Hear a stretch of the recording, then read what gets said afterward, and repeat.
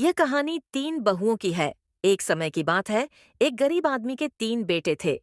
उनकी माता का निधन हो गया था और वह अपने बेटों को अकेला पाल रहा था। जब बेटे बड़े हो गए तो उन्होंने शादी कर ली। तीन बहुएं घर आईं, लेकिन वे सभी अलग अलग स्वभाव की थीं। पहली बहू बहुत ही कामचोर थी। वह दिन भर सोती रहती थी और घर का काम नहीं करती थी। दूसरी बहू बहुत ही लालची थी।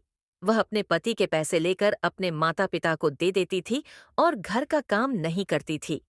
तीसरी बहू बहुत ही मेहनती थी। वह सुबह से शाम तक घर का काम करती थी और अपने पति के लिए खाना भी बनाती थी। एक दिन सासू जी ने तीनों बहुओं को एक काम दिया। उन्होंने कहा कि जो बहू सबसे पहले काम करेगी उसी को वह एक इनाम देंगी। तीनों बहुएं ने काम शुरू किया।